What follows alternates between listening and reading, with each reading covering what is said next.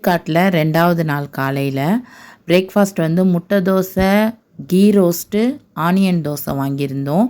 அது கூடவே நல்லா குண்டு குண்டாக பஞ்சு மாதிரி இட்லி, தேங்காய் சட்னி, சாம்பார் எல்லாம் நாங்கள் தங்கியிருந்த அந்த ரெசார்ட்லேயே வாங்கியாச்சு, ஆர்டர் பண்ணியாச்சு. அதை முடிச்சுட்டு ஸ்கை பார்க்குன்னு சொல்லிட்டு, அது கரெக்டாக நான் சொல்கிறேன்னான்னு எனக்கு தெரில, கேம் விளையாடுற இடத்துக்கு போயிருந்தோம்.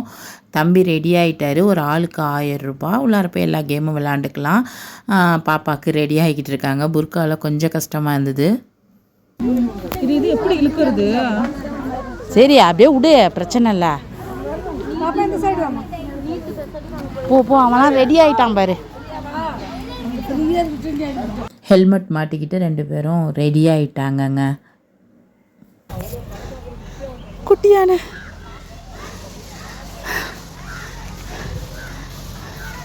மானு, பெரிய யானை.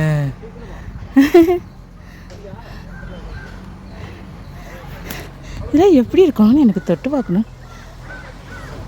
ஓ, இதெல்லாம் ஒரிஜினல் இல்லை. அதானே எப்படி இப்படி கட் பண்ண முடியும்? கட் பண்ண முடியும். ஏறி வந்ததே தலையை சுற்றுது. இதில் இந்த புள்ளவை வேறு இதில் போகிறேன்னு நிற்கிதுங்க. கேட்டுச்சோலேன்னு ஏற்றி விட்டுட்டேன். ஆனால் எனக்கு உயிரே இல்லைங்க. எவ்வளோ உயரம், எப்படி பார்த்தாலும் ஒரு 50 அடிக்கு மேலே தொங்கிக்கிட்டு போகிறது, அப்படியே சைக்கிள் ஓட்டுறதுன்னு பசங்க என்ஜாய் பண்ணுறாங்க. ஹாப்பி தான். எனக்கும் நிறைய பாதுகாப்போடு தான் அது செய்கிறாங்க. இருந்தாலும் ஒரு மாதிரி பதட்டமாக பயமாக இருந்தது.